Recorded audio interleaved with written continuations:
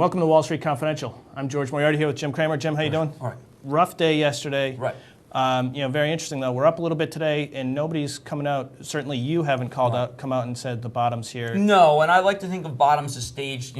I've always found that they drop in stages and come back in stages, and there's 1/3 of a market usually bottoms first, then another third. But I don't say that that's what happens when we start selling off. It's what happens when we're done selling off, and I may miss the bottom of a sell-off. But my methods are uniquely involved to try to minimize downside, not to catch upside. Upside takes care of itself. Now, I've been looking at certain stocks. I've been keying off of National Semi and Texas Instruments, New York Stock Exchange. New York Stock Exchange because it's a really hated stock. I'm looking at that because there's a piece of news out there that's very positive, which is that Daily Deal is saying that the Justice Department is going to block CME CBOT unless they get rid of clearing, which is what the New York Stock Exchange really wants, is clearing.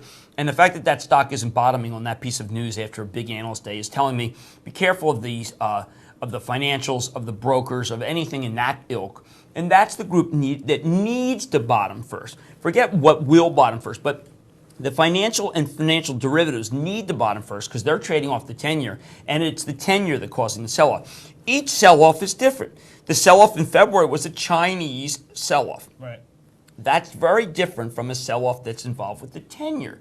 So because each sell-off has a different coloration, you can't just say, okay, 1/3 is going to be ATT and Kellogg. And you can't do that. People want me to do that. I can see that in stock picker. They want me to do that. Right. And I don't play that way. I'm not looking for a way to call a bottom. I'll call a bottom if I see it. Now, sticking to the NYX corollary, because I think that's a good example. Right. Give them a concrete example. Where are we? So it didn't bottom here. We've had a sell-off for some time now. If it's still selling off until today, I see a lot of put buying, whether it be at 60 or 70. So that's a lot of put buying underneath. Yeah, that causes me to sit up and take notice. That hasn't happened yet. There's still too much hope. There still needs to be more people selling it. Maybe it needs to get to a 15 multiple instead of 25. I am very sanguine about stocks. I find that since I started TheStreet.com, it's really impossible to stay sanguine because there's so many cat callers and name callers when you get something wrong, and that's not. You have to tune that out. And now what I like to do is say, okay, listen, bet against me. Right. I'm not going to sit here and argue my case over and over again. Just bet against me. You think I'm wrong? Please buy puts, short it. Don't ask me to convince you because, I've been around. And life is not about convincing people to your viewpoint. Life is about saying, you believe in your point, I believe in my point. I'm not trying to compromise. If I compromise, that means I sell Bausch & Lomb at 47. A compromise, that means I sell Alcan at 43. Because what I'm doing is listening to people who know less than I do and have less conviction than I do, but love to throw stones. And that's very personal. I do a lot of stuff. It's Wall Street Confidential. I do things very personal, but I don't want to argue my case anymore after my preliminary case. Right. It's incumbent upon others to tell me why they think they should short it, but I'm not going to respond to should I short. To the national semi point that you made earlier, why is it? That's leading the S&P, you say? Yeah, Nat Semi's leading the S&P, and I don't want that because Nat Semi, we learned from analog devices that Nat Semi is zero sum with analog. So it's entirely possible the strength that Nat Semi has is another company's weakness. It's not the rising tide that I want to see. The only stocks that I care to really own in tech right now are my new four horsemen, Research in Motion, Amazon, which is the most controversial of those.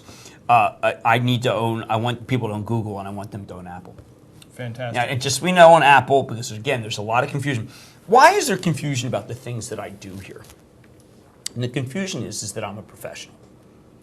It's not that I don't know what I'm doing. It's I'm a professional. And a professional knows that if you have a pattern and the pattern keeps happening, an event occurs and the stock sells off. So you have to say, okay, listen, last time I got to the event, I'm going to be smarter than the average bear. And I'm going to sell it as it gets to the event and then prepare to buy it. It is not a judgment on the company. People always want to make the company be the stock. That's a major mistake that professionals never make. And they miss the context, which is, I think, an important part of all of this, is looking at where we are in the broad market, in the particular stock, wherever you are. Don't focus on 1 minute. Focus on the large picture, where you are in the stage of a sell-off. Right. I mean, what I would hope people would do, but I have been unsuccessful in doing this in the vast majority of the time that I've worked here, and worked here for 10 years, is to be able to convince people that I am not the anomaly. I am the way professionals trade. I was schooled by professionals. I was taught by professionals, and this is where professionals trade. And why you don't know that is because no one else is going to be fool enough to tell people. But I do not look at Apple and say, do I like Apple or not? Product's great. I love Apple. You know, big deal. I look at the piece of paper, and the piece of paper has gone down after we've had big announcements. So I can't bet that this time will be different because that's not what a professional does. Right. There you go. That's Wall Street Confidential. That's the way professionals invest. Stay tuned for more from TheStreet.com TV.